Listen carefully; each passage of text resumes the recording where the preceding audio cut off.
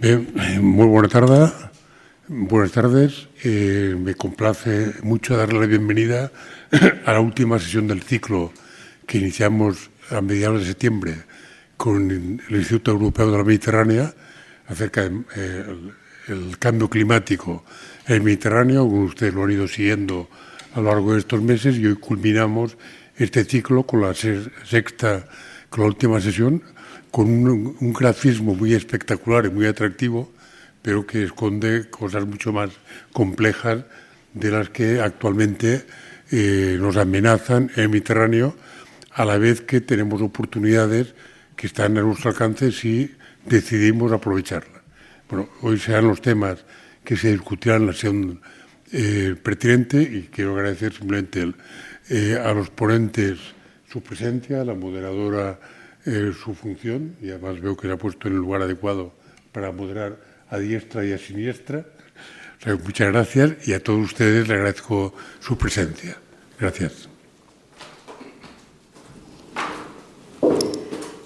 So now I'm going to switch to English, and so this is a pleasure. Thank you very much to all the organizers for not only organizing this dialogue today, but organizing all the series of dialogues about a topic that sadly it's a very important topic in the world, but especially in the Mediterranean, because it's a hotspot for climate change.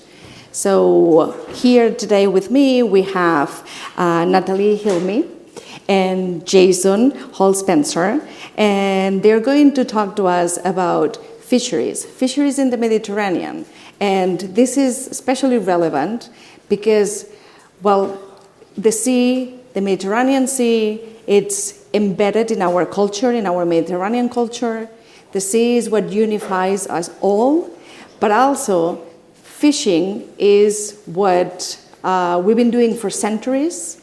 And also it was the way that we had centuries ago to get to know what is in the Mediterranean Sea. So nowadays, it's not only about knowledge. And food systems is one of the main topics when we talk about fisheries, and also a very important topic in the context of this last COP28.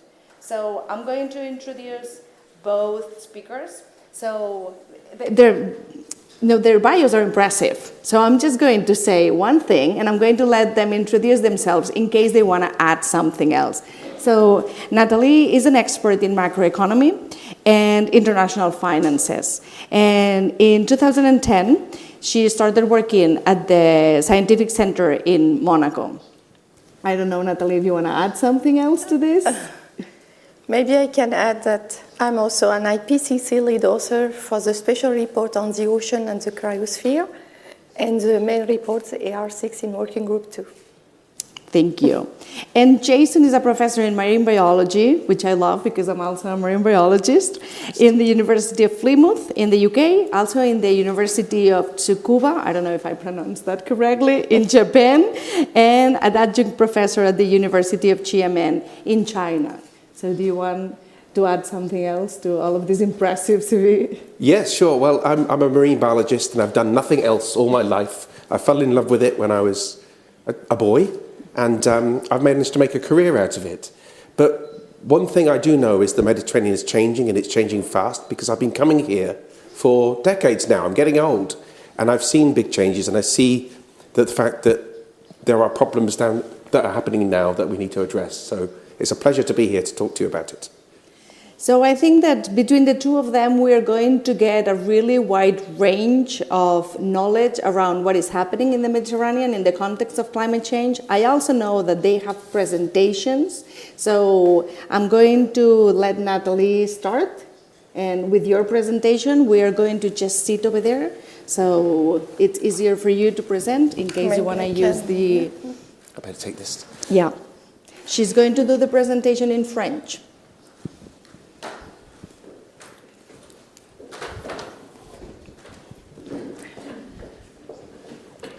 Bonsoir à tous et merci d'être là. Merci aux organisateurs pour cette réunion aujourd'hui.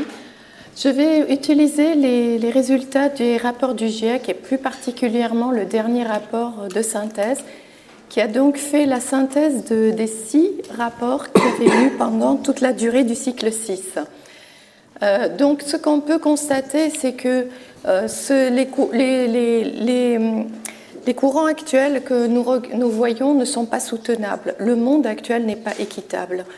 Donc regardez, nous sommes déjà à 1,1 degré Celsius au-delà des ères préindustrielles, ce qui est inquiétant. Du coup, on se retrouve avec des concentrations de CO2 qui sont très importantes, le niveau de la mer qui monte, la glace qui fond en Arctique, mais aussi en Antarctique, les glaciers qui reculent. Et tout cela, tout ce qu'on a fait jusqu'à présent n'est pas suffisant, en fait, pour résoudre le problème du changement climatique. Donc, ce qu'il faudrait faire, c'est trouver, en plus de l'atténuation, donc réduire nos émissions de CO2, il faut que les populations puissent s'adapter. Ici, nous voyons que chaque incrément de changement climatique va impliquer des gros changements, puisque nous avons déjà des choses qui sont visibles, comme une chaleur extrême, des pluies qui sont de plus en plus fréquentes et intenses, la sécheresse, les feux de forêt, l'océan qui s'acidifie, qui devient de plus en plus chaud et qui perd son oxygène. Si on regarde, je pense que ces cartes sont très claires pour montrer les changements à 1,5 degrés Celsius, 2 degrés Celsius et 4 degrés Celsius. Le monde est de plus en plus rouge, donc de plus en plus catastrophique. Donc la science, les avancées scientifiques ont résulté dans une meilleure compréhension de ce que sera notre futur, et nos choix actuels vont être impactés le futur. Donc il faut agir maintenant avant qu'il ne soit trop tard. En fait, les pertes et les préjudices sont déjà là. Ça fait partie de notre futur. Les écosystèmes sont déjà en danger et les populations sont déjà vraiment très vulnérables face à ce changement climatique. Et ce qui est malheureux, c'est que ce changement climatique est projeté d'être encore plus grave dans le futur. Donc, pour l'instant, on n'est pas du tout sur la bonne voie. Regardez par exemple ici la perte de la biodiversité avec 1,5 degrés Celsius et 3 degrés Celsius. La différence est déjà énorme. Je vais utiliser maintenant le rapport spécial sur l'océan et la cryosphère. Concernant l'océan et la vie marine, on sait déjà que l'océan a déjà pris plus de 90% de la chaleur marine en excédent. Cela a causé son acidification. Il est de plus en plus chaud et puis en plus, il devient de plus en plus, il manque de plus en plus d'oxygène et de nutriments pour les pêches. Et nous allons voir l'impact ensuite. Ce qui fait que les populations de poissons vont bouger. La distribution de ces poissons vont bouger. Ils vont migrer, ils vont aller chercher là où il y a de meilleures températures, de meilleurs nutriments. Et cela va nous causer des risques à nous en tant qu'humains pour notre santé et pour notre sécurité alimentaire. Ce n'est pas uniquement les populations pauvres, mais c'est vraiment tous les humains vont être impactés. Alors, il faudrait faire attention à la pollution, il faudrait mieux gérer nos pêches et faire des aires marines protégées. On a l'accord de Montréal qui a dit qu'il faut 30% d'aires marines protégées, en tout cas d'ici 2030. Donc voilà. Je vais m'appuyer maintenant sur mon dernier article où j'ai étudié l'impact du changement climatique sur les pêches en Méditerranée.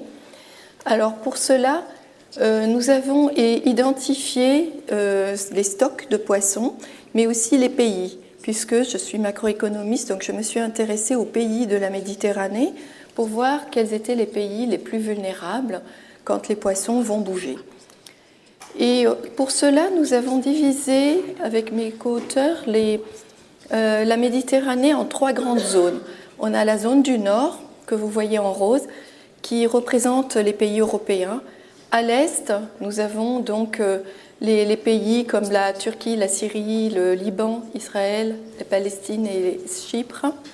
Et nous avons les pays du sud de la Méditerranée, qui est en fait l'Afrique du Nord.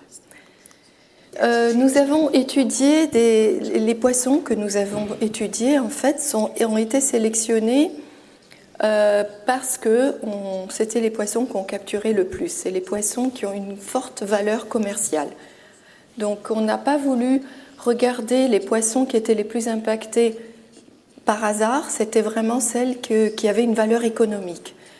Alors, pour cela, nous avons utilisé un indice de vulnérabilité qui comprend des indicateurs en biologie, mais aussi en économie, comme vous pouvez voir ici. Et pour cela, on a vu que les pays les plus sensibles étaient justement les pays les plus pauvres de la Méditerranée. Si on regarde, c'est surtout les pays d'Afrique du Nord qui sont les plus impactés. Et si on regarde leur capacité d'adaptation, on voit une fois de plus que ce sont les pays d'Afrique du Nord qui ont la capacité d'adaptation la plus faible. Alors, c'est un petit peu évident puisque quand on étudie leur vulnérabilité économique, ce sont des pays qui s'appuient beaucoup sur les pêches pour leur subsistance et pour leurs revenus. Non seulement ils veulent s'en nourrir pour leur sécurité alimentaire, mais ils veulent aussi les exporter. Donc quand ces poissons vont se diriger vers le nord, ils vont perdre ces poissons.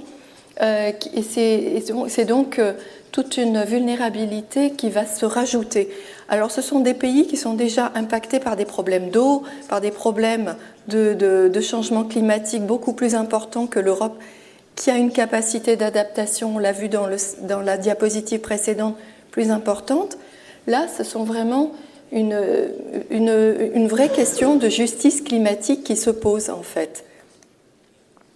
Donc en conclusion, ce qu'on peut voir dans cet article, c'est que les espèces de poissons commerciales vont se diriger de plus en plus vers le nord. C'est-à-dire que les pays du sud de la Méditerranée vont perdre ces poissons, vont perdre les revenus qui vont avec, et vont surtout perdre une sécurité alimentaire, puisque beaucoup s'en servent juste pour se nourrir. Donc ce qu'il faudrait faire, c'est mieux gérer ces pêches, cette gestion de ressources. Et puis il faudrait une gouvernance plus collaborative entre les pays pour cela. La Méditerranée est un espace fermé, c'est un bassin qui est déjà clos. Si les pays ne collaborent pas entre eux pour essayer de résoudre le problème du changement climatique et d'autres stress comme la pollution, on n'arrivera pas. Il faut vraiment le faire ensemble. Donc notre travail, ça a été vraiment une collaboration entre les sciences et l'économie. Parmi les co-auteurs, nous avons vraiment des sciences naturelles, des gens qui sont comme des biologistes, des chimistes, des physiciens, et puis des économistes.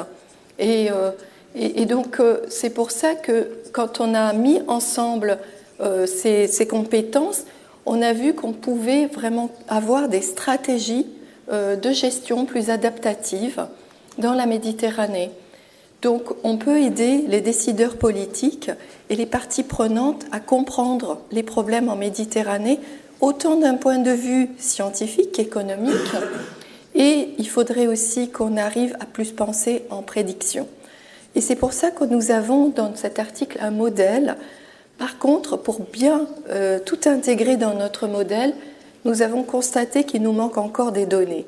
Donc la recherche est encore à faire, ce n'est pas fini, il y a encore beaucoup à faire et je vous remercie pour votre attention.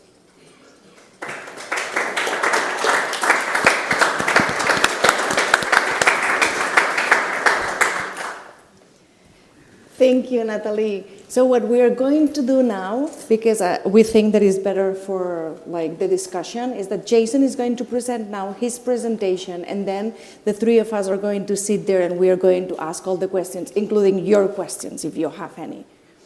Okay, sounds so good. Just do a swap.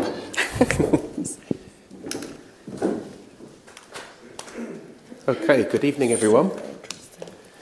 So, as you know, I'm from the University of Plymouth in the UK, but I also have a job at the University of Tsukuba in Japan, which might seem strange, but it's because I started working in the Mediterranean on carbon dioxide seeps near underwater volcanoes to see what the effects of increasing CO2 would be on fisheries, which animals are going to survive as carbon dioxide levels increase.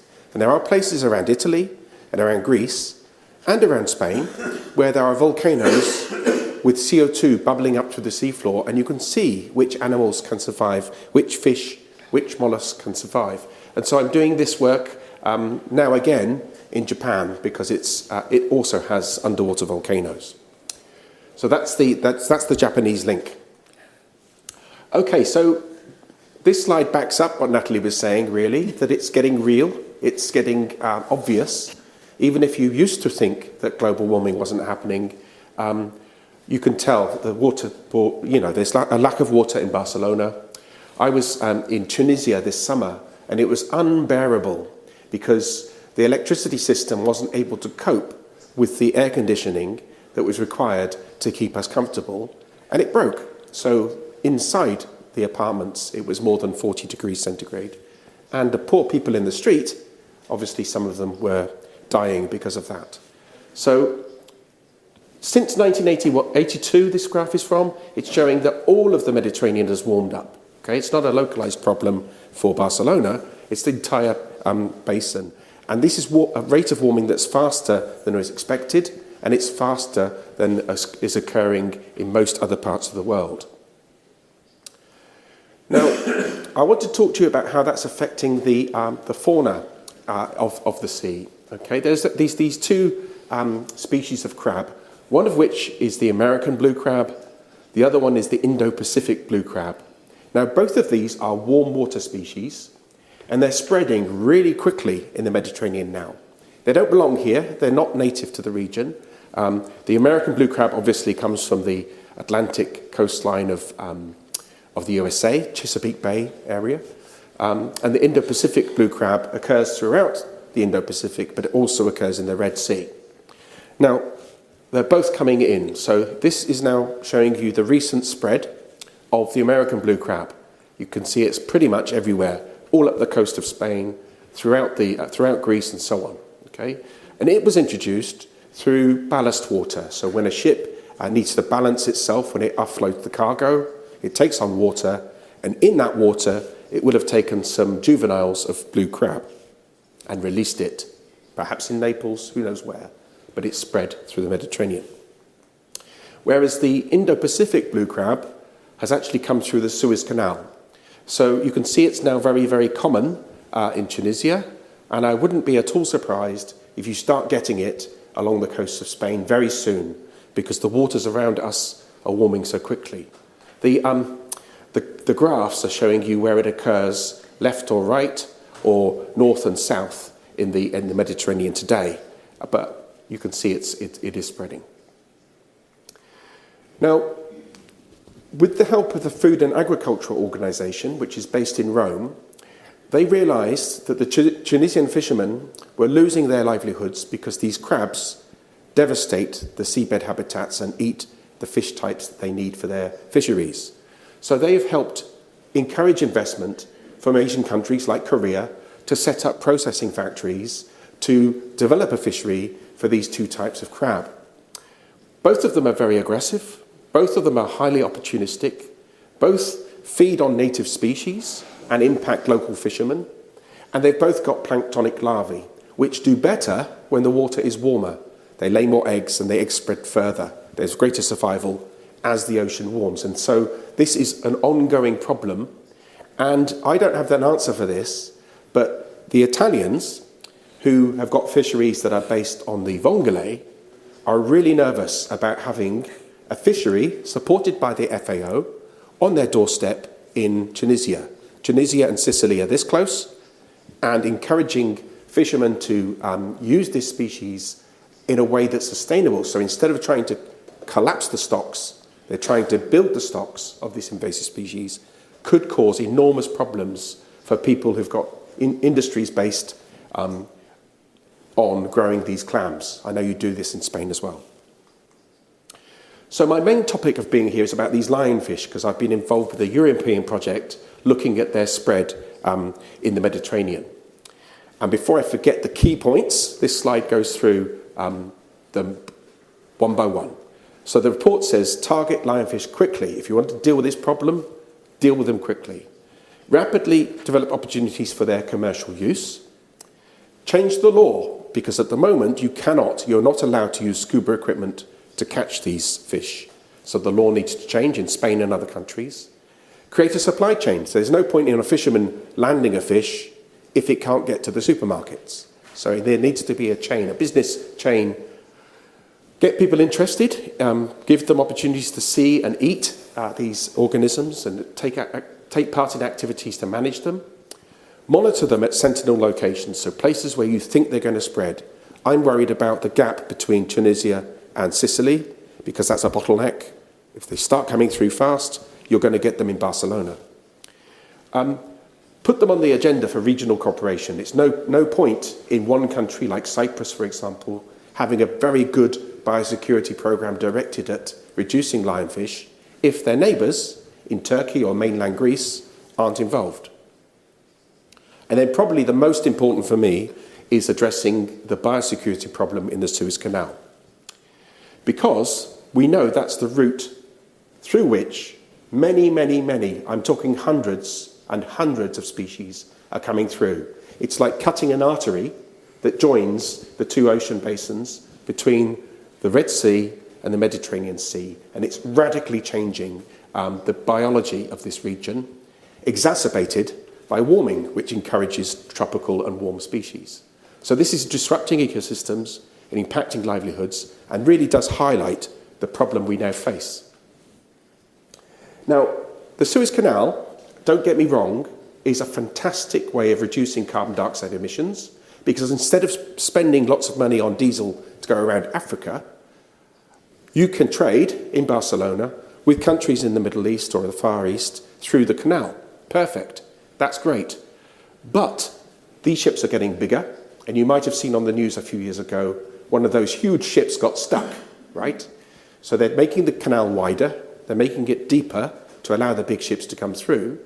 And unfortunately, what that's done is it's removed an area that had high salinity in the past. This high salinity area was a biosecurity block that stopped the movement of organisms. That disappeared in 2016. Now, what's really needed is to reinstate that high salinity region. We'll discuss, I hope, later how that could be done later on. But first of all, you can notice that there are big revenues generated by this canal, 13.5 billion generated in 2023. The cost of taking one ship through the canal and back is €1 million, so it's not inexpensive to go through the canal, and so there is money available to address this biosecurity problem. Could somebody at the back there please play this video? Thank you. So this is what it looks like now in one of my favourite diving places in Cyprus. None of those fish were there in 2016. They've bred, and now they're the most common fish underwater all around Cyprus, okay? You could see the numbers there, right? That doesn't look like the Mediterranean to me. I'm familiar with the fish that live here. They should not be here at all. So what to do about that? Well, removing them works quite well. So there's a very famous wreck in Cyprus called the Zenobia, and this is a team of people equipped with harpoons that were able to clean that wreck and remove the fish, like you would remove rats from a barn. This is them underwater, swimming around to catch the fish. You can see they're quite easy to catch, actually. They're not difficult organisms to target, because the way they protect themselves is to stay absolutely still in the daytime and protect themselves with their toxic spines. So they're easy to catch. What we're trying to do, and what we've done with the project, is to raise the price, because to start with, fishermen and people thought they were worth nothing. They didn't know what to do with them. They were throwing them away. We're trying to raise the price, because if you raise the price of this product, more people will catch them. And so by having events involving celebrity chefs, for example, or having fun barbecues on the beach with the television cameras showing people that they are delicious, and they are absolutely delicious to eat.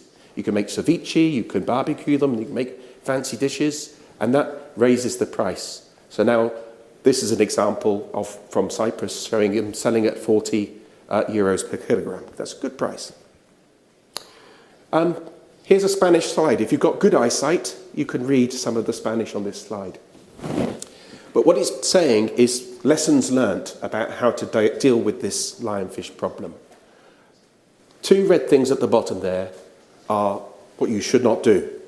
You shouldn't feed the lionfish on a stick to a shark or to a grouper or to another predator, because then that shark and the predator will start to attack divers.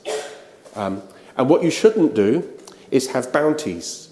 So, for example, if the foundation here thought it was necessary to remove lionfish from the coast of Spain, I wouldn't recommend bounties to encourage people to catch them, because that money runs out. Eventually that money runs out.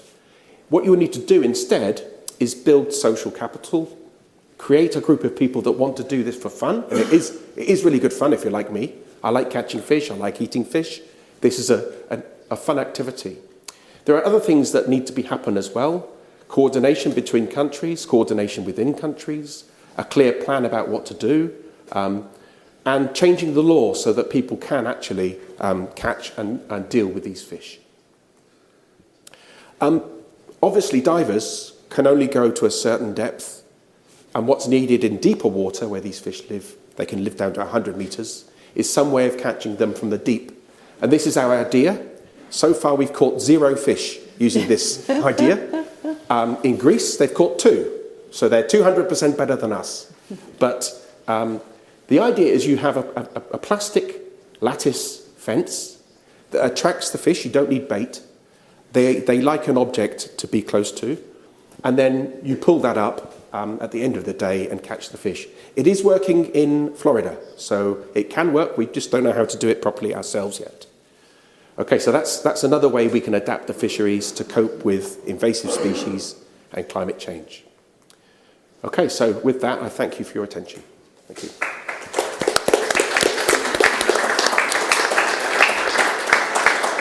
So we can all go up here. Yeah, let's go there.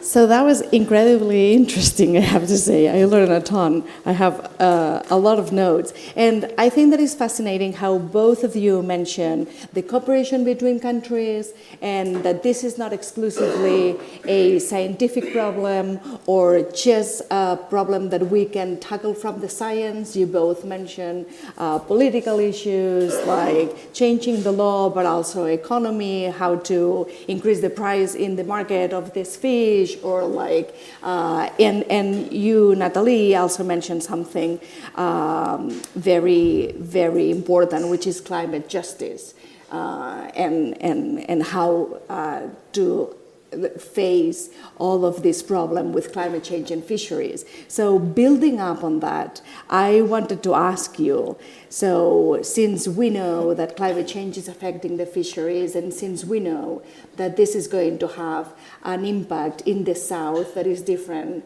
from the impact in the north, how are the implications, the socioeconomic implications of all of this, not only the effects of climate change in the fishery, but also like the difference between the effects in the south and the north?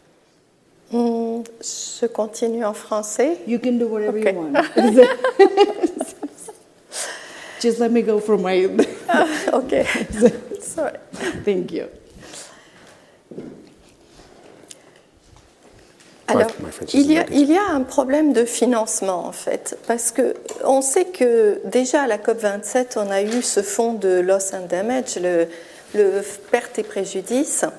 Donc ce qui se passe, c'est qu'en fait la plupart de l'argent disponible pour lutter contre le changement climatique va vers l'atténuation. Or, les pays du Sud sont des pays où ils ne se sont pas assez développés par définition, et en plus, ils n'ont pas besoin de cet argent pour l'atténuation seulement. Ils ont besoin surtout de l'argent pour l'adaptation. Or, il n'y a pas assez de financement pour l'adaptation. C'est pourquoi il y a un réel combat entre les pays du Nord et du Sud dans les COP notamment, parce que les pays du Sud réclament une certaine justice. C'est ce qu'on appelle une justice climatique, où l'argent leur va pour pouvoir s'adapter aux changements qu'ils n'ont pas causés en réalité. Donc le problème des pêches, c'est juste un aspect, mais le problème est beaucoup plus vaste que uniquement le problème du changement climatique.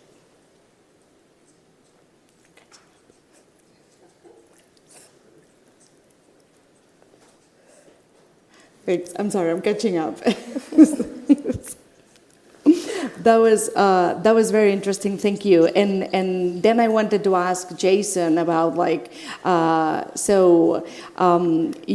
were talking before when we were in a room right next to us preparing for this, and we were talking a little bit about how when I have friends in Colombia that they have the same problem with lionfish, and they are organizing some of these things that you were saying, and I said that's great. We can create this contest with chefs, and then everybody's going to be eating lionfish. And Jason was like, yes, but. So I want you to talk to them about this yes, but, which is yes, we increase the price of the lionfish in the market, and yes, this is a possible solution, but it's also, we have a double standard here, right? Because if we increase the price in the market, then maybe we are also going to run into the problem that you were mentioning with the blue crab, that then you have the fishery, but you go ahead. Well, this is the problem. It's a complicated one.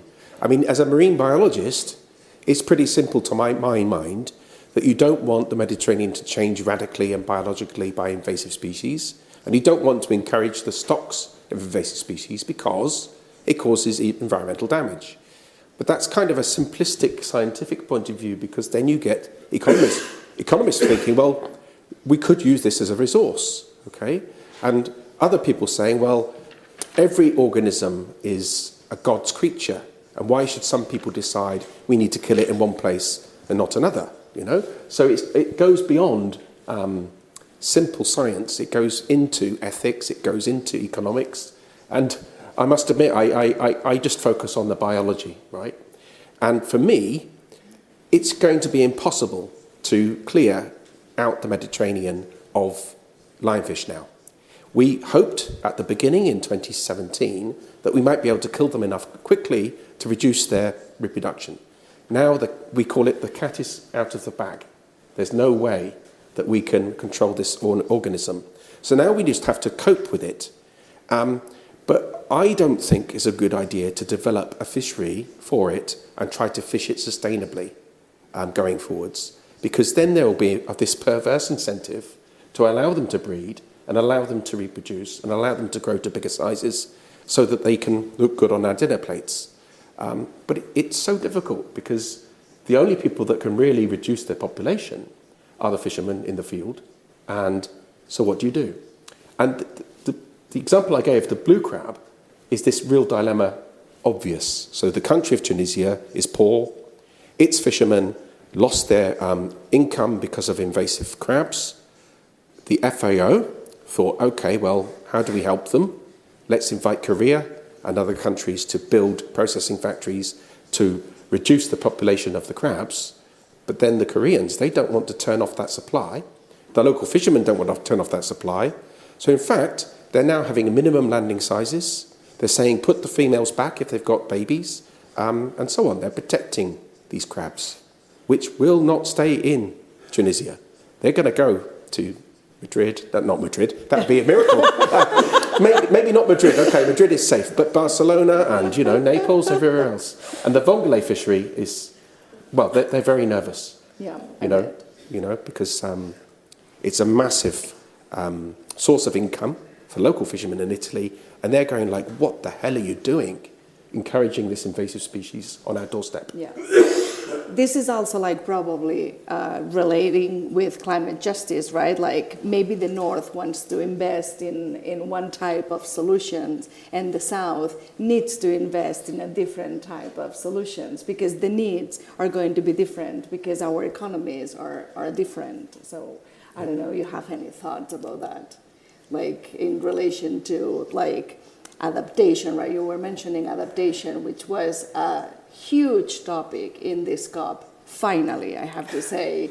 And it was not as huge as probably we wanted it to be, but it was still a very important topic. Finally, adaptation is at the same level as mitigation. So in terms of adaptation, like, what do you think that is going to be the possible adaptation mechanisms for all of this conundrum of problems that we're having?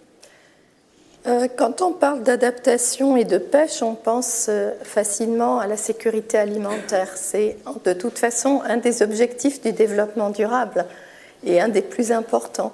De même que la réduction de la pauvreté. Donc si on arrive à assurer la sécurité alimentaire et à réduire la pauvreté malgré le changement climatique, on aurait assuré ce qu'on appelle un développement résilient face au changement climatique. Et c'est ce que réclament en fait les pays du Sud. C'est d'arriver à prendre en compte les problèmes du changement climatique, mais de continuer à se développer, ne pas s'arrêter là.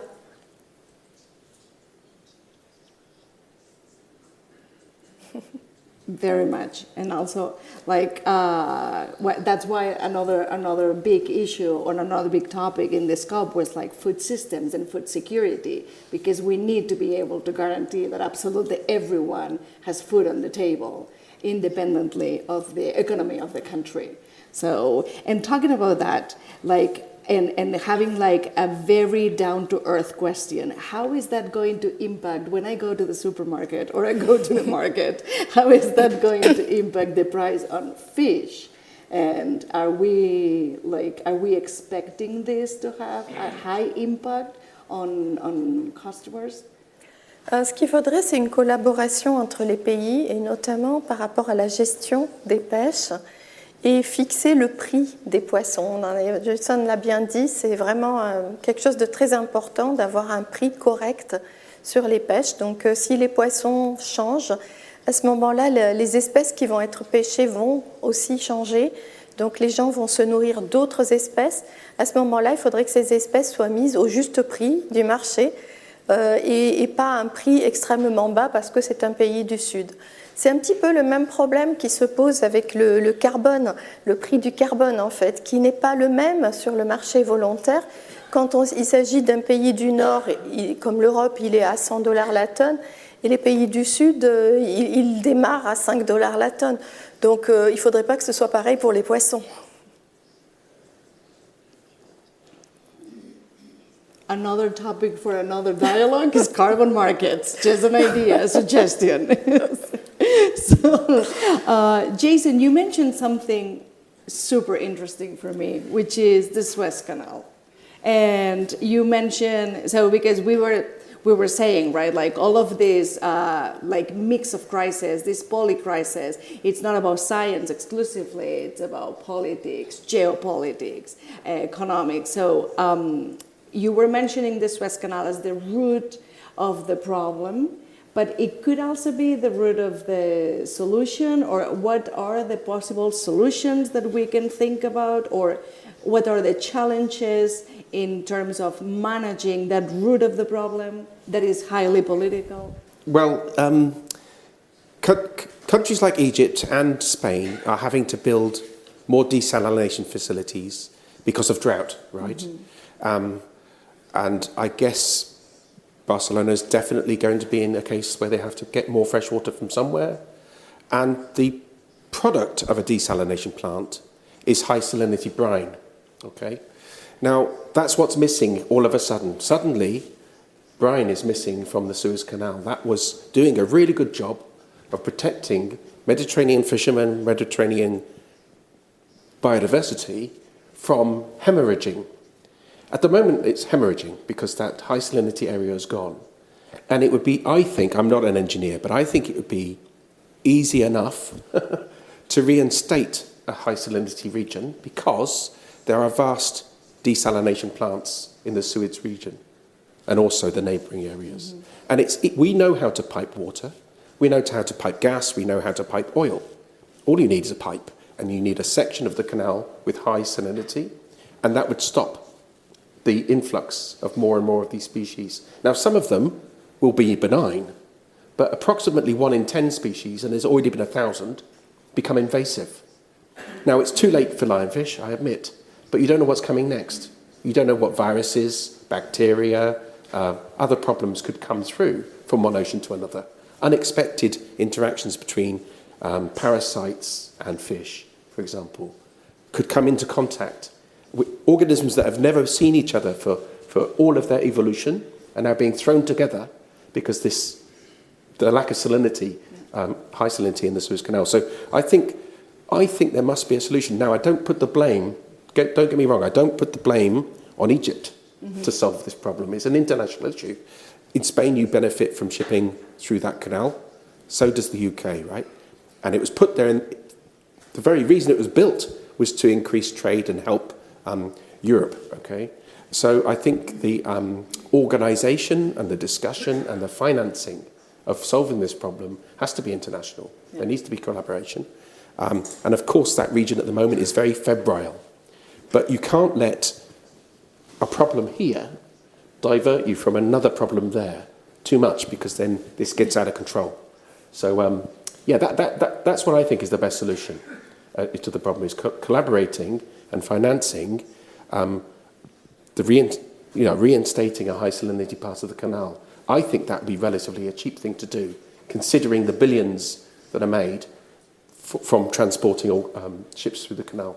So I might be very naive, but this sounds very easy. So what do you think that is preventing it from happening? I think what's preventing it is lots of people don't care that species are moving from one ocean to another.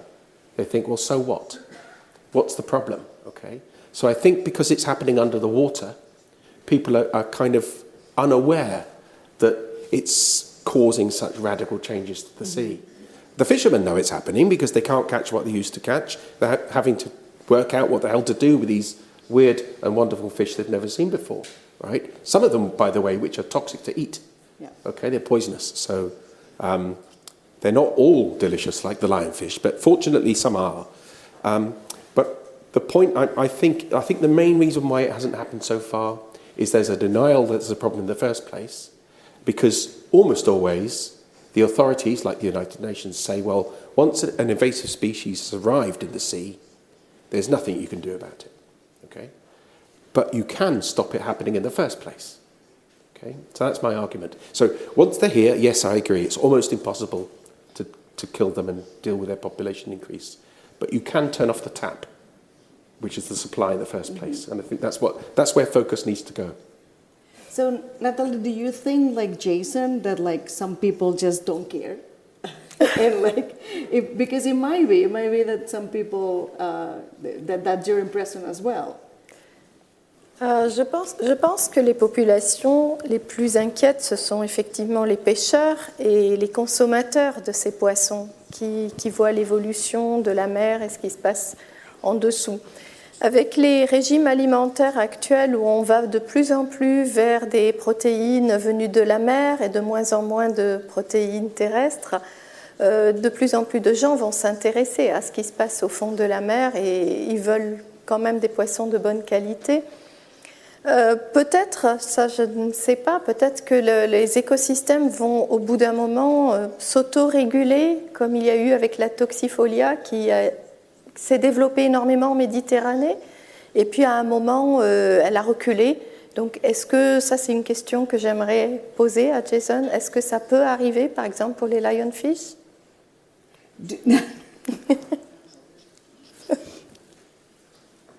Do you want to introduce the topic to them, because maybe they don't know about the Caldera toxifolia issue, and do you want to explain to them what that is? I think he can better than me. So I'm actually a phycologist, so I study algae. So that I can talk about this algae all night. But one thing you need to know is it's called by the general public killer algae, because it kills organisms around it, and if you put it in a fish tank, there are animals that would rather starve to death than eat it because it's so toxic. Okay. Now it was, we think it came out of, it was released by the aquarium in Monaco, and it started to spread, and it did cause an out of control problem, which has, as Natalie said, sort of balanced itself out. It was a massive problem to start with. then the local organisms sort of learnt to cope with it, and it's fitting in much better than it was in the past. But we can't rely on this happening with every organism that's come through the Suez Canal. We don't know whether these lionfish are going to settle into the ecosystem or cause absolute havoc like they have in the Caribbean. In the Caribbean region, they're considered to be one of the main reasons that the coral reefs are dying, because they eat the algae that would otherwise, if they were grazed down by, the lionfish eat herbivorous fish, which when they remove the herbivorous fish, that causes the algae to outcompete the coral reefs. And this is part of the reason why the Caribbean corals and the ones around the USA are dying. It's because of the lionfish. Now, this is an experiment we shouldn't really be trying in the Mediterranean, but it's too late. It's happening, right? So back to I keep emphasising this, but I want the audience to know that I think it's very important that we reinstate some biosecurity in the Suez Canal, because we just don't know what some of these organisms are going to do to the ecology of the Mediterranean Sea. And back to the Suez Canal as well, you were mentioning that this is not Egypt to fix, that this should be like an international cooperation fixing this. So you both have mentioned international cooperation multiple times as a very important ingredient in the solutions. So beyond international cooperation, so A, what is preventing international cooperation to act in these issues? And B, beyond international cooperation, what else do we need to like have a positive outcome, at least for the people? En tant qu'économiste, il y aurait une solution, c'est peut-être taxer tous les bateaux qui passent par là, avec une taxe particulière pour remettre la salinité à bon niveau. Donc l'Égypte taxe déjà beaucoup les bateaux qui passent, c'est une source de revenus énorme pour elle. Mais est-ce qu'il ne pourrait pas y avoir une partie de taxe, soit en plus, soit qui serait prise sur la taxe existante, qui partirait pour une raison écologique, pour restaurer en fait cette salinité manquante? Sí, ara m'estic liant d'idioma. I'm sorry, I have this in Catalan. So taxes is a very interesting issue, and we usually don't talk about taxes that much, especially as a solution. And I think that that's an important thing to mention. So do you want to add something, Jason, about that? I don't like taxes. Who likes taxes? But I think some of the items that come through the Suez Canal and enter into our shops are artificially too cheap, right? Some of this material that we almost use it in a one-way direction. Mm-hmm. We just use it because it's cheap, okay? And a lot of products that some of the products we make here and export, and some of the products we import, they're too cheap anyway. And I think something needs to be. I don't think it'd be very expensive to put this security back in the canal, but it would cost somebody something somewhere, right? And paying a little bit more for your shoes or your jeans or the things that are transported through the canal, I think is acceptable, right? Mm-hmm. On the topic of international collaboration and coordination and why hasn't it happened so far, I think, and it's going to be interesting because obviously the UK now has voted itself out of the European Union, but what is difficult is the way the Mediterranean is managed is there's this block of EU countries that talk to each other quite effectively, have meetings all the time and are well coordinated, but then of course you've got horrible wars going on in the Eastern Mediterranean that are causing massive geopolitical problems. They're probably not that worried about security in the canal, right? They've got other things to worry about, like, will they be alive tomorrow? And then in North Africa, you've got the fact that their fisheries are changing so quickly. There's been political instability in many of those countries for a long time, and so they're probably not coordinating their concerns about biosecurity in the Suez Canal. And I get it, okay, I understand other people have got other problems to worry about, but they're taking their eye off the ball with the Suez Canal issue, because we're seeing more and more of this problem happening, it's ramping up. So it requires coordination, not just with North African, the Levantine countries and EU countries. It's got to be even wider than that, because the ships don't stop in the Mediterranean. They carry on into the Atlantic and trade throughout Europe. So the Germans should be interested, the British should be interested, and so on. Yeah, I think that the Mediterranean is a difficult region to manage because of a lot of different reasons. But one of the things that keeps me my hope is up when I've been working a lot with subnational governments, and coming back from COP28, Natalie and I were in COP28 together, and it's frustrating because you want this international cooperation to happen, right? You know that this is one of the most important ingredients when we talk about solutions and moving forward, and then nothing happens, but then you move step down and you go to subnational governments, and it's interesting because there's a lot of climate ambition happening at that level, and not only at the regional level, also at the local level. And I know that subnational governments cannot fix the Suez Canal because it's basically states that need to fix it. But it's interesting when you move away, right? See the big picture of everything that is happening and see this regional cooperation, which you mentioned regional cooperation in your presentation. And I thought that was very interesting because there's a lot of regions in the world that have this same problem with lionfish. So this exchange of knowledge, I don't know if you have any example of that, but this exchange of knowledge between regions, is it happening for the lionfish? Well, clearly, because the lionfish have become invasive and caused environmental havoc in the USA, the Caribbean, and now down into Brazil, we learnt from them. We had lots and lots of conversations with them about what can we do to stop making the mistakes you made at the beginning and accelerate solutions to them in Cyprus.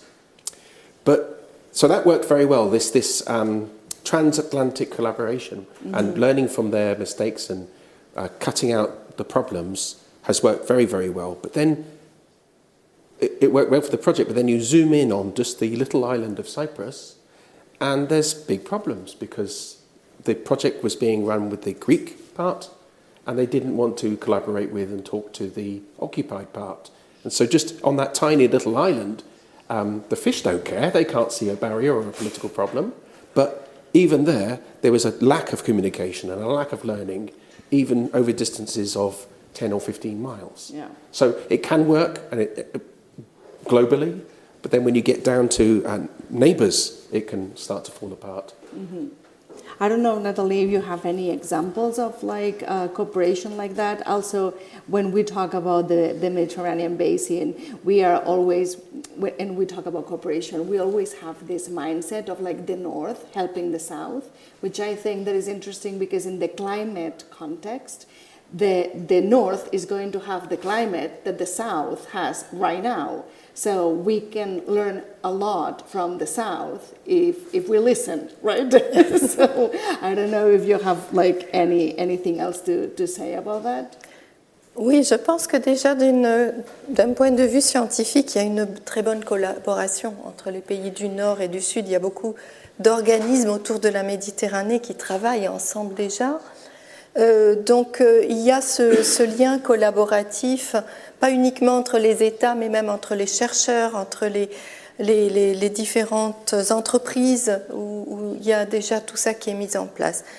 Un autre exemple, avec Jason, nous étions en Grèce à Elafonisos au mois de mai et nous avons eu le prince Albert II de Monaco qui est venu pour goûter le lionfish.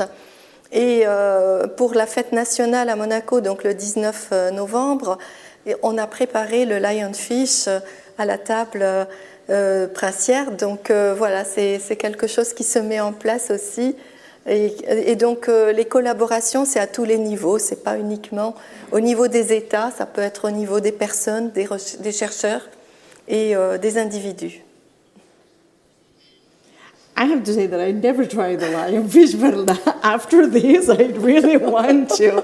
So I'm kind of jealous that you both did and I didn't. So I think that now I want to open the floor to absolutely everyone in the audience. If you have any questions for our speakers, now is the time to ask your questions. Okay. I don't know if do we have a mic for the audience? Okay.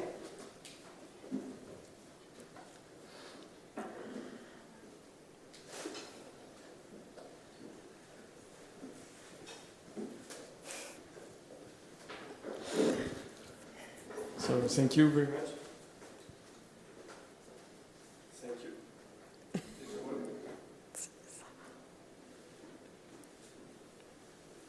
Yes. We can hear you. We could repeat the question. Okay. I think that is more for the translators, right? Of course, yeah. Yes. Okay, thank you very much.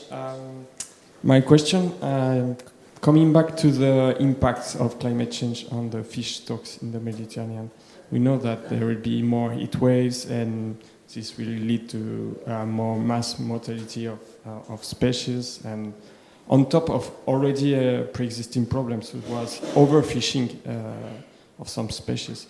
So I want to know what will be the impact on the stocks in the Mediterranean, what fish species are going to be the most impacted, and the impact on the fishermen, on the industry. Is it sustainable to be a fisherman right now and in the future, if we are going to increase to 3 degrees at the end of the century? What will be of the job of fishermen? Who wants to take the question? Je peux montrer une diapositive sur mes slides. Can we show her PowerPoint again?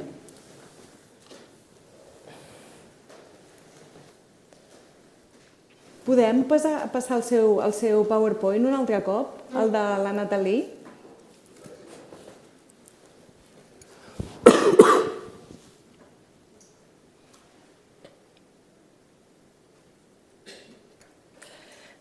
Alors,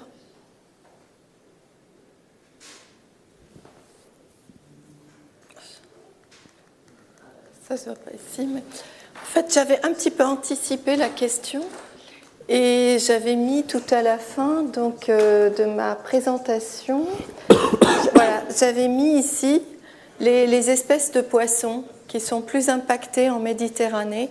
Donc, parmi les poissons que nous avons étudiés, nous avons pris des poissons évidemment commerciaux, comme j'avais dit. Donc vous voyez quand même quels sont les poissons qui sont plus impactés et les moins impactés. Et dans notre étude, nous avons même été plus loin. Nous avons regardé avec les différents scénarios 4.5 et 8.5 quelles étaient les espèces les plus impactées.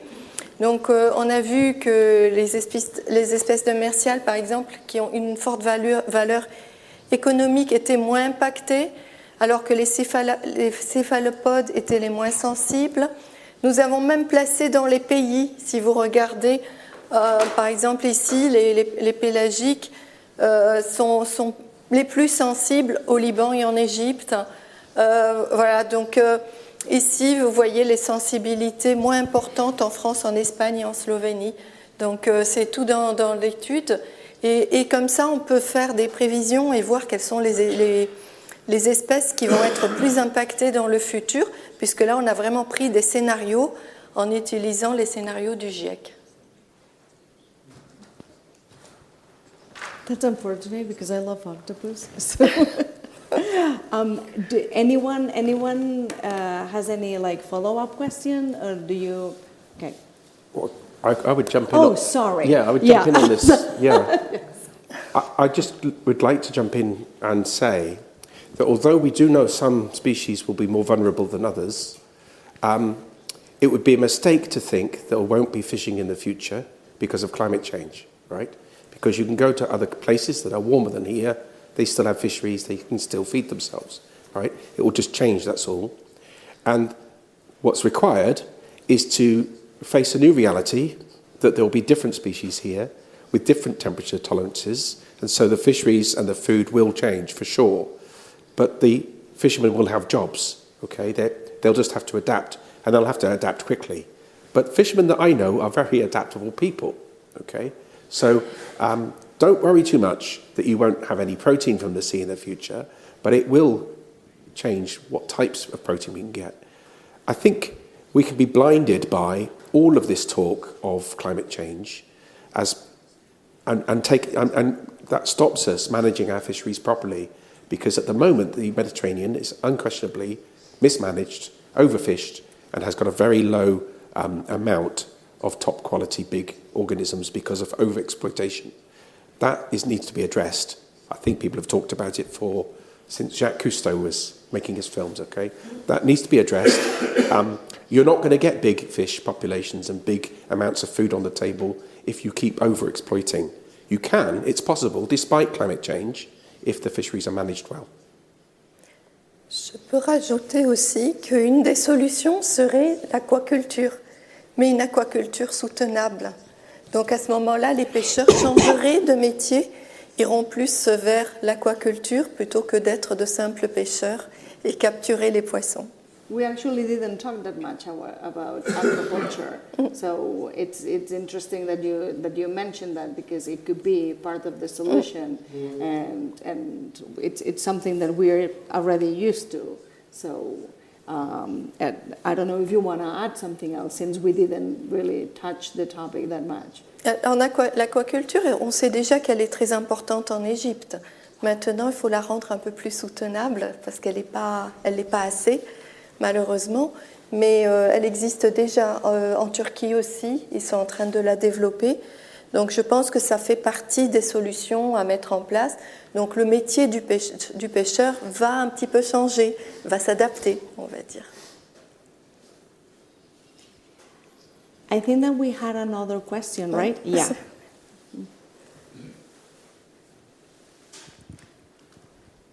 Professor Jason, thank you very much for your speech, or your conference.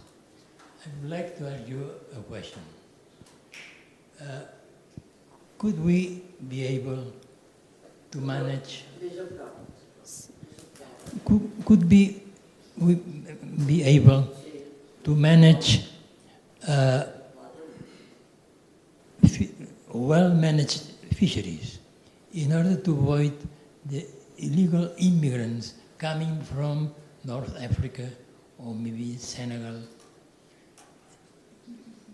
Can be a way to manage the fisheries from the origin countries? I'm not sure I understood the question properly, but are you saying fishing could be a way of managing invasive species?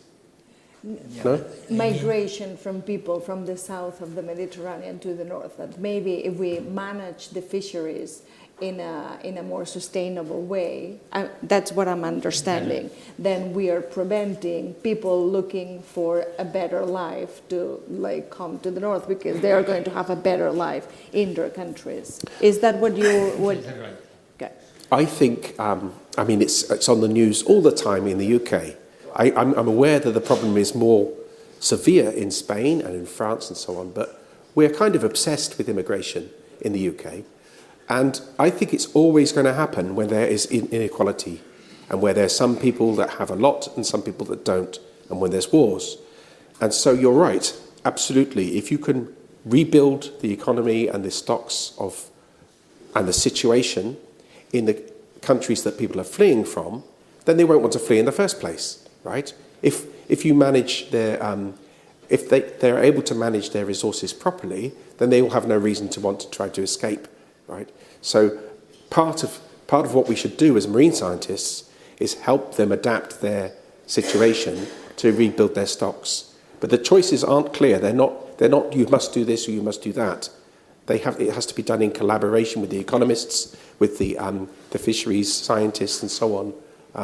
But I think you've made a good point, that if the situation was good in their countries in the first place, then we wouldn't have this immigration problem. Thank you very much. Natalie, do you want to add something about that? Sur la migration des populations, Je pense que la raison principale de la migration des populations, pour l'instant, est plus politique que vraiment environnementale, même si on étudie beaucoup la migration environnementale et la cause du changement climatique. La raison est plus politique et économique, je pense. Voilà. Je suis moi-même venue d'un pays du Sud pour aller dans le Nord et je ne crois pas avoir porté tort à qui que ce soit, au contraire. Donc je ne suis pas personnellement contre cette migration si elle est raisonnable et contrôlée. I think that you mentioned something interesting because this links with climate justice, right? And there's a lot of studies now that are linking an increase of the migration with climate change. And some people are against the term climate migrants, and I don't remember what was the other word that they were using. But I think that I agree with both of you on, like, by fixing this, we're not going to fix this issue because it's bigger than just fisheries. But it could be a starting point. I don't know if someone else from the audience? Okay. Yeah. I actually have 3 questions for Jason, but if there's other people, then I can ask one, and then we can see if there's time. So yeah, I was surprised to hear that you think that we cannot get rid of the lionfish at the moment, and I was wondering, because unfortunately we got rid of other species because of overfishing, right? And it seems counterintuitive to think that we couldn't do overfishing with an invasive one. But I was wondering, without needing to target overfishing, if we are fishing a lot more the lionfish for X amount of years, would that give other species that have been depleted a chance to bounce back, or not? Like, and I'm thinking of some commercial uses of some fish, maybe not only for human consumption, but I'm thinking pet food, for example, that uses a lot of fish, especially for cats. If we stop fishing certain species, will that give those depleted fisheries any chance? And at the same time help us fight the lionfish? Yeah. Well, thanks for the question. The fish that gets put into cat food is usually has a low price, low value generally, or maybe it's not been treated well, so you can't do much else with it. And so its value is low. And the types of fish that usually have low value are ones that you can catch easily. The trouble with lionfish is they're quite difficult to catch. As an individual with a pole, they're easy. But actually it takes a lot of people with poles to catch them. And we don't know how to catch them with the pots yet. That hasn't been tried, but our small attempts were failures. So the only way we can expect to catch these lionfish is if we get a good price for them. They're not going to become cat food because you're going to need so much manpower to get them. And they live in areas like rocky reef areas, and they tend to like to live on overhangs and places that are a little bit difficult to fish, that you can't trawl them. You can't use a net that you drag through the water to catch them. So those types of fish, they end up in cat food. But this is a special fish that is difficult really to catch, and it lives in special places. So I really don't think we're going to be able to overfish it to the extent that you can with trawl fisheries. You know, the monkfish, that was a picture of a monkfish earlier, that's a trawlfish species, and that is easily reduced in its stocks because we've done it. We know. Now, I don't want to be pessimistic. Maybe if lots of countries all decide, okay, we're going to let people go hell for leather and catch as many lionfish as you can, it might work. I don't think it will. I think what's going to have to happen instead is there's targeted removals from some special places that you consider to be very important from a marine conservation or a marine protection point of view. Maybe you've got an area that you know native grouper congregate and have juveniles. That's a place you probably don't want lionfish, so you might put extra effort into catching them from that location. I don't think you're going to be able to remove them from everywhere. It's going to have to be targeted, unfortunately. Thank you. You have two more questions, That right? actually got rid of one of the questions, which was more working with the private sector and food companies and so on, but I understand, the difficulty. The other one is around the Suez Canal.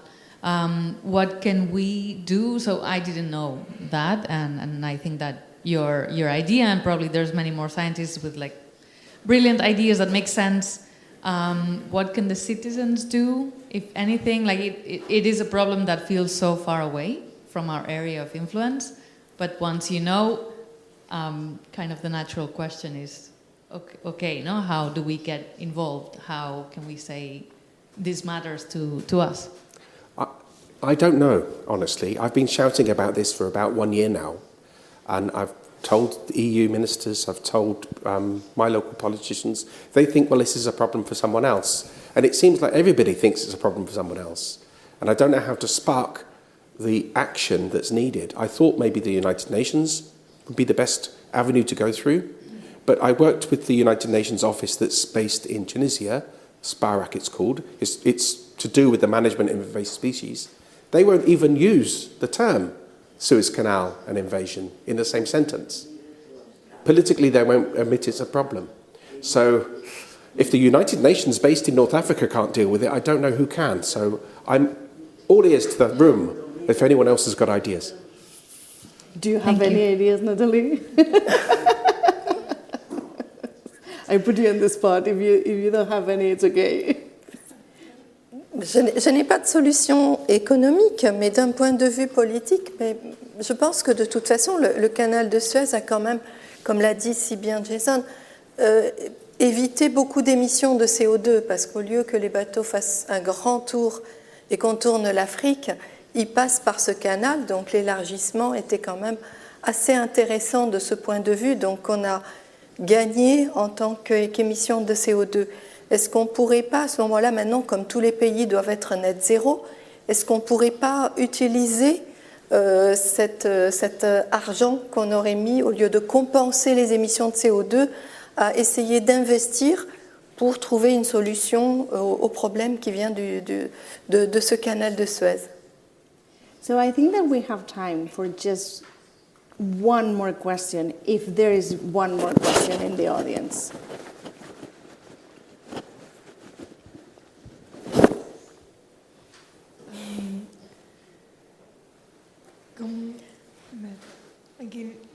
La vols dir en català i jo tradueixo? O en quin idioma la vols dir?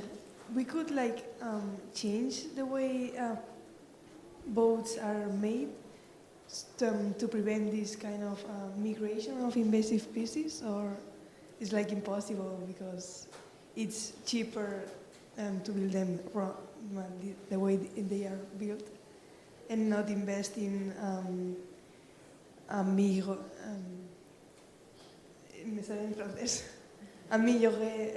les installations. Improving the installations. So the problem is investing in Could the solution be investing in improving the installations of boats so that there is no migration of invasive species in the first place, or it's like? I can try that. See. So, thanks for the question. One of the blue crab species I mentioned did come through into the Mediterranean in ships, and the reason it did that was a poor treatment of the ballast water that keeps the ship stable. Now, the United Nations International Maritime Office has got agreement from countries all around the world to treat the ballast water before it's released into the coastline, for example, off Barcelona. So that's a big advance. There is improved ballast water treatment. But the problem is the lionfish, for example, didn't come through on a ship. It just came through as larvae through the canal. Nothing to do with the ships. So maybe I didn't explain it clearly enough, but the migration of organisms through that canal, a lot of it has got nothing to do with the ships. It's just in the water. And so you can't change, no matter how much you improve the cleaning of the ships or put special paint on the bottom of the ship to stop biofouling, that's not going to solve the problem because the organisms are moving in the water, not in the ships.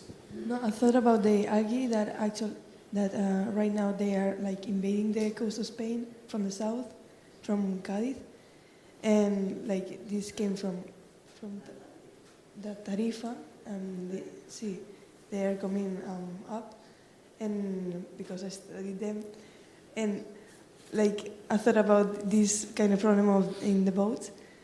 But even if you restore the salinity in the canal, it won't solve the problem because they are like making this more fondo, more profound, more Deeper. more deep.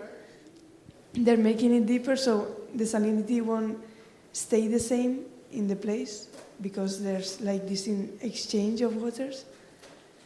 So we should or stop the trade through the canal or build it from downside from the. No? I'm not an engineer, but I think because of the desalination infrastructure, there's enough high salinity water to put it in the canal. And you're absolutely right. It's because it's deeper and wider. You need to put a lot in, right, to raise the salinity. But if you did it over a stretch, then that should be a solution to block the movement of these organisms, I think. But that's a question for engineers, not me. But I'd like to talk to you about it afterwards. Yeah. So just to wrap up everything, I think that we've been talking about how the interlinked, not only crisis like the biodiversity loss, the climate change, but also the social aspects and the climate justice, and also the interlinked solutions, right? Because like one solution is not only about science or technology, there's also economic aspects. And I think that this is very clear from both your presentations and all your answers. I also think that there are solutions. It's challenging, but they are there, and we just need to keep working on them. And on that note, I want to ask you, just for to end this session, why are you optimistic? Or is there something that makes you optimistic about what you do?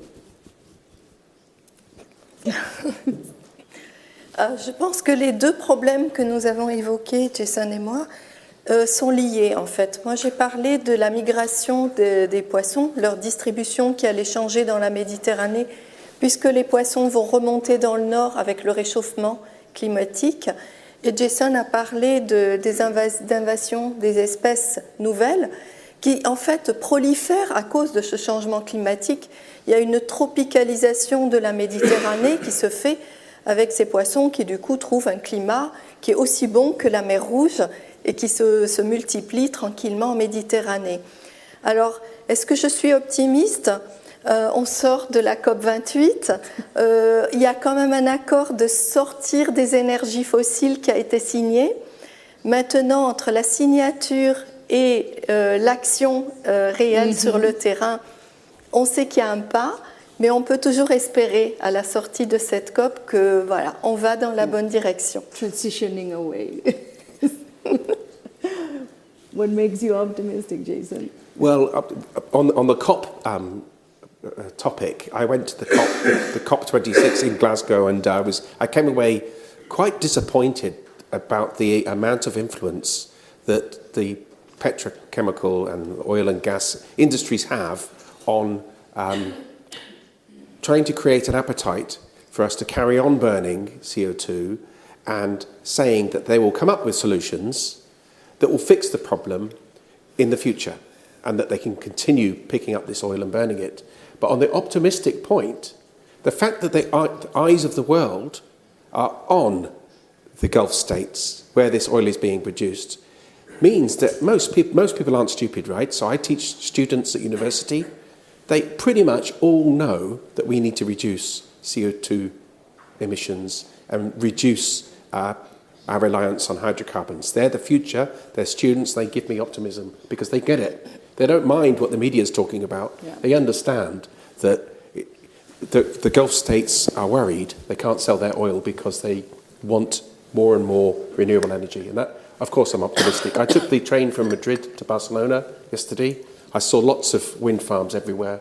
That is obviously a good route into the future.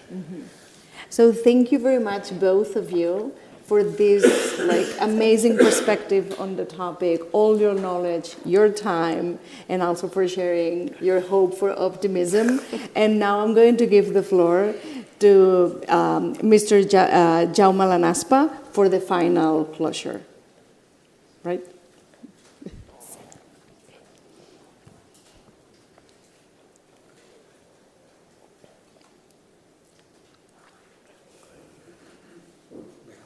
Thank you. Muchas gracias. Bueno, perdón. Muchas gracias. De hecho, ha sido una sesión de estas en la que uno piensa que sería un placer poder seguir un rato más profundizando, aprendiendo, etcétera. Y luego, razonando por analogía, había un momento que se me ha ocurrido una idea irreverente, que es que a veces tenemos tanto miedo a la migración humana como a la migración de los peces en el Mediterráneo. Entonces, mire, la migración humana no es como los peces león, no hay ningún problema con que migremos de un lado a otro en el Mediterráneo y en el resto del mundo, porque la humanidad lleva algo así como 10.000 años, como mínimo, emigrando de unos lugares a otros y se ha adaptado perfectamente en todas partes. Entonces, perdónme esta pequeña observación. En todo caso, lo que es muy estimulante es saber que frente a los riesgos y los problemas que se van produciendo, también hay muchas maneras de poder mitigarlos y poder adaptarlos, aunque alguna vez la lentitud con que se adoptan las soluciones puede ser un poco desesperante. Pero bueno, viéndolo con cierta perspectiva histórica, creo que hay elementos suficientes como para mantener el optimismo y la esperanza. Y muchas gracias de nuevo a todos ustedes.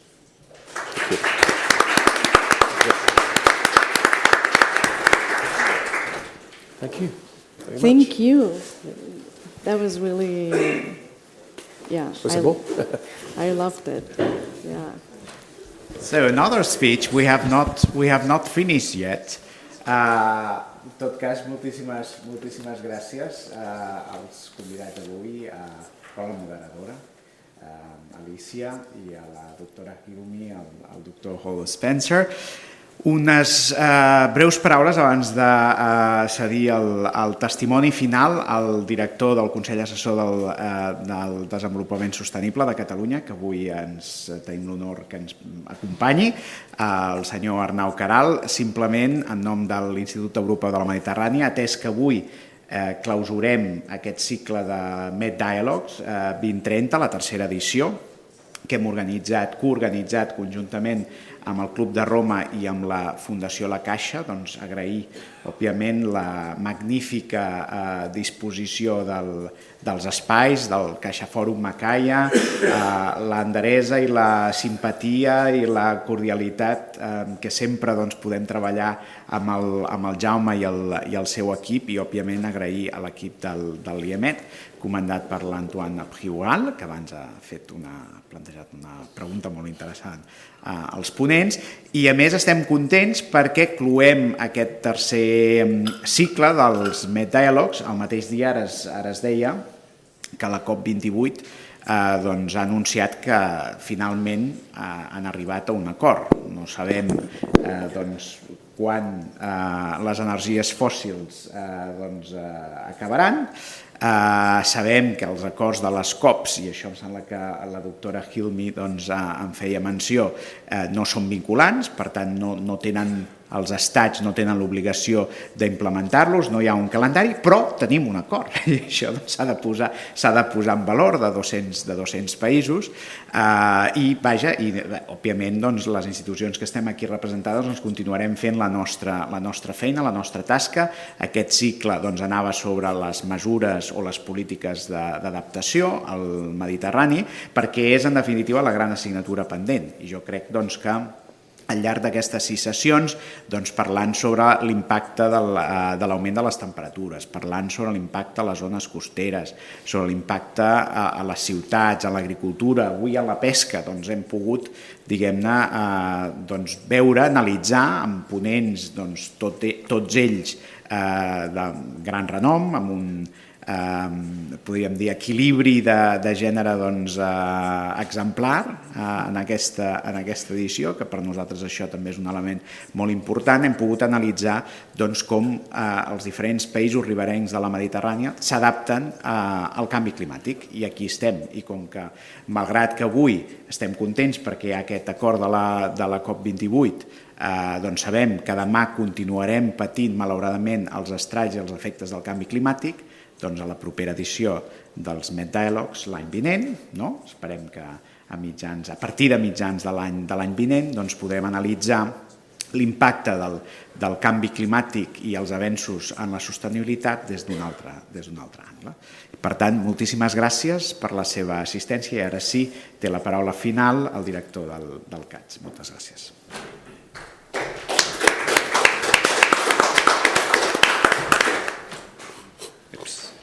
Bona tarda.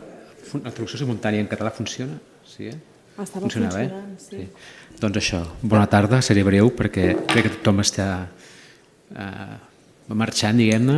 Per mi és un honor, diguem-ne, com a director del Consell Assessor del Govern per als temes de sostenibilitat, poder parlar sobre el mar. Bàsicament, el mar és el gran desconegut, és una capa d'aigua fantàstica que mirem des de la platja i desconeixem, bàsicament, la major part de mortals, desconeixem pràcticament tot el que passa a sota. I no entenem que el mar és responsable de moltes de les coses, del nostre benestar, en bona part, i la regulació climàtica depèn de la mar. I dic, ara passo al femení, de la mar, perquè hi ha la nostra exvicepresidenta, la doctora Josefina Castellví. La doctora Castellví va ser una gran oceanògrafa catalana, i a mi em va explicar que quan parlava la gent que estima el mar, en parla en femení, la mar. Llavors, ens va explicar també aquest element, que desconeixem tot el que està passant a sota. I per tant, com que ho desconeixem, ni ho estimem, ni ho valorem i no som capaços de reaccionar. I segurament moltes de les coses que estem veient avui van per aquí també, perquè no entenem què està passant. I ens importa molt poc. Ens importa molt poc perquè ho desconeixem, quan ens hauria d'importar. Per tant, aquest primer punt és important, la celebració que parlem sobre la mar, avui en un acte sobre adaptació al canvi climàtic. L'altre és aquest element. Es parla molt de mitigació, fem poc, estem reduint les emissions de gasos d'efecte hivernacle, però estem anant molt més lentament del que toca i estem també anys llum de l'adaptació. Som molt conscients dels seus factors, però en canvi anem massa a poc a poc. I el poc que fem en temes d'adaptació és el que l'IPCC, el grup d'experts en canvi climàtic, va publicar en el seu 6è informe, que deia de la mala adaptació. Hem fet poc, hem anat posant, no hem tingut la fotografia completa i hem anat fent petites cosetes i ens ve un tsunami de canvis. Llavors, a vegades, i tornant a la imatge marinera, estem anant amb una barca, estem intentant tapar vies d'aigua, però ens ve una onada per sobre que encara no estem veient o que no som capaços de veure. I això és el que està passant en temes d'adaptació. Els canvis que s'estan produint en tots els sectors són molt més ràpids, són més profunds, de més magnitud, i van a un ritme cada cop més ràpid del que ens pensàvem. I en molts casos hi ha efectes que sumen, i a sobre petits factors quan sumen donen canvis molt més profuns i que realment cal posar-se molt seriosos, afectaran a la vida de les actuals generacions i de les futures a tot arreu del món. I aquí també hi ha un element de perdre aquesta visió occidental de dir aquí no es passarà res perquè serem capaços d'adaptar-nos. Primera, que és mentida perquè ens passarà factura, i ens està passant factura i estem veient aquests dies la sequera.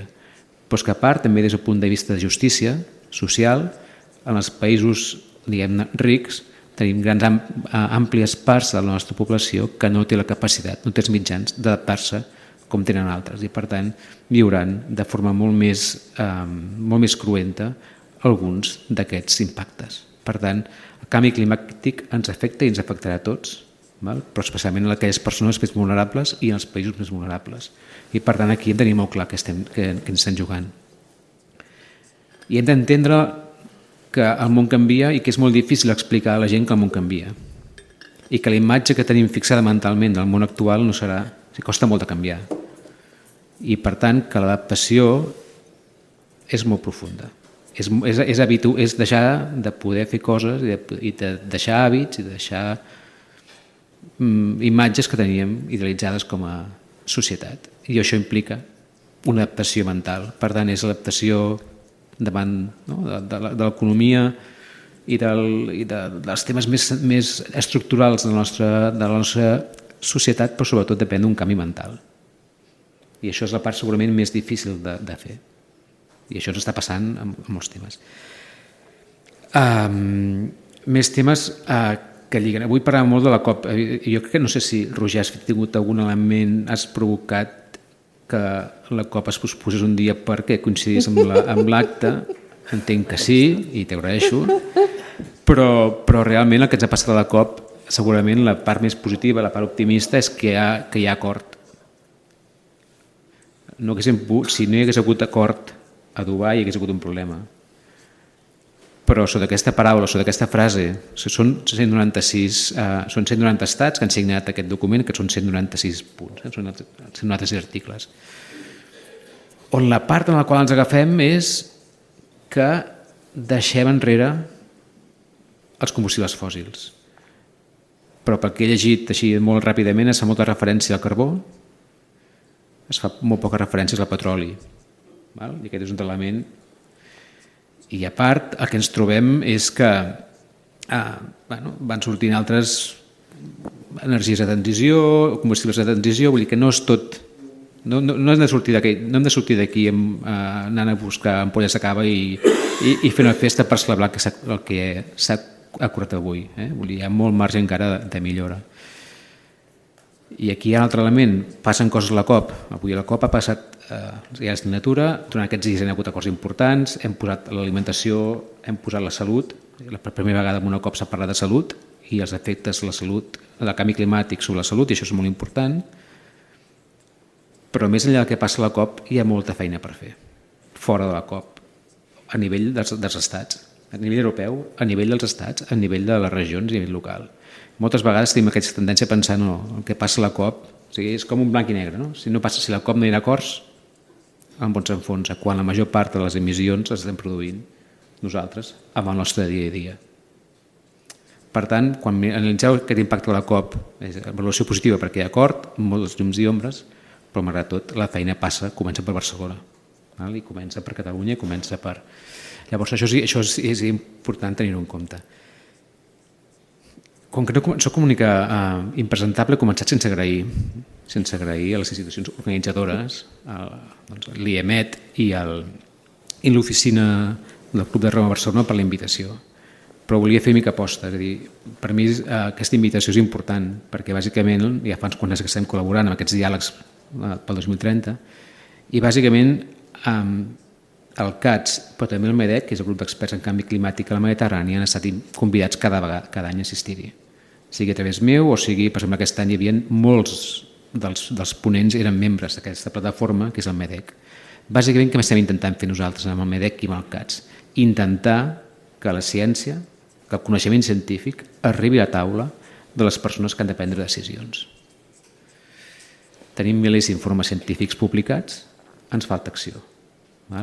Per tant, actes com els que estem fent avui, el que estem intentant fer també és posar aquest coneixement científic sobre la taula de les persones que han de prendre decisions, que no són només els polítics, sinó també que són vostès, com a persones que voten, que consumeixen i que, per tant, decideixen.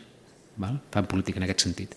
Llavors, per tant, l'agraïment va en aquest sentit, i l'agraïment va en el sentit de promoure la implicació de tot, la consciència, la informació, i, per tant, fomentar la consciència per passar a l'acció. I això és important. Només un parell de coses que fan referència a Catalunya, que crec que pot ser interessant, i una que fa referència al MEDEC. Començo per aquesta última. El MEDEC, que és el grup d'experts en canvi climàtic de la Mediterrani, que agrupa en aquests moments 700 científics i científiques, és un panel obert, que dona, i el CATS m'aconsella dona suport, però també dona suport a la Unió pel Mediterrani, dona suport al Plan B, el govern del Principat de Mònaco, el govern de França. Està a punt de publicar 3 informes durant aquest 2020, el proper 2024, un que farà referència als impactes del canvi climàtic sobre la costa, o sigui, els riscos costaners associats al canvi climàtic, un altre molt important també sobre el nexe, la vinculació entre canvi climàtic, alimentació, energia i biodiversitat, aquest és un tema central, i especialment a la Mediterrània, i finalment un altre que lliga amb el que hem comentat abans, s'ha comentat sobre canvi climàtic, seguretat humana i migracions. Especialment, i aquí tinguem clar que vivim en una Europa que està bloquejat i que s'està bloquejant davant de qualsevol entrada i que, per tant, tenim molt a pensar, molt a reflexionar sobre què farem quan aquestes migracions o mobilitat humana es produeixi per causes climàtiques. I aquest és un tema que ens ha de preocupar. I com a Catalunya, hi ha un element que ens interessa explicar. L'any passat es va aprovar una estratègia d'adaptació al canvi climàtic. El govern de Catalunya va aprovar una estratègia d'adaptació al canvi climàtic. És la segona versió. En portem 2. Us convido a accedir a mirar-la. És una estratègia d'adaptació al canvi climàtic que ens afecta a tots, no és només pel govern, que ens afecta a tots, però que una mica està pensant escenaris d'adaptació futura molt profunda. I aquí implica l'adaptació amb tots els sectors. Finalment, un altre punt que volia comentar és que precisament a la COP es va presentar una primera aliança de governs, de 14 governs regionals de regions de clima mediterrani, per tant que compartim tota una sèrie de problemàtiques, de qüestions ambientals, no hi ha problemes, qüestions ambientals, i que per tant ens hem decidit posar-nos d'acord per aprendre, per compartir i per aprendre què hem de fer en matèria d'incendis forestals, en matèria de la gestió adaptativa dels espais naturals. Per tant, és un punt en el qual 14 regions, on hi ha Catalunya, on hi ha Califòrnia, on hi ha la Baixa Califòrnia, Mèxic, on hi ha Nova Gal·les al sud, etc., estan treballant per adaptar-nos conjuntament, aprendre als altres i pensar col·lectivament per avançar en l'adaptació davant del canvi climàtic, que com a regions mediterrànies ens afectaran molt més que altres espais. I si voleu ja em deixeu l'últim punt, que torno al mar, hem començat pel mar i torno al mar, però també és important que ho conegueu, vosaltres i també els convidats.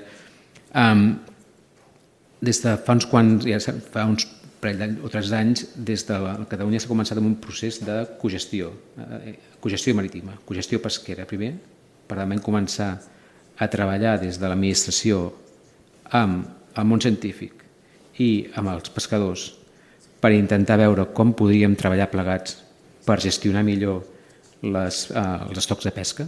Vam començar primer amb el sonso i hem anat avançant. I és interessant, és a dir, no és l'administració que regula perquè sí, no estableix vedes perquè sí, sinó que és el propi món pesquer que, amb el coneixement que li porten els científics, pren col·lectivament amb l'administració decisions sobre el futur de la pesca. I això ha generat que en alguns casos s'hagin regenerat alguns estocs, algunes zones on s'havien perdut. I això és accés a l'àmbit de la gestió marítima, cogestió marítima. Per tant, ja no és només la pesca, sinó que és com, a partir del diàleg entre la ciència, el món científic i les administracions, no només el govern de Catalunya, sinó també el món local, podem començar a repensar el mar. I sobretot, a repensar com gestionem aquesta mar. I de la mar a mar hi ha molts mars, i jo sempre faig la broma que és una mar de canvis, és a dir, al mar hi ha molts canvis i cal fer molts canvis per poder gestionar-lo. Ho deixaria aquí perquè crec que hi ha el risc que comenci a parlar i no sortim d'aquí fins a les 9. Ho podríem fer, però crec que no és sostenible, perquè el temps sabeu que és un recurs finit i no renovable. Dit això, Bon Nadal. Thank you.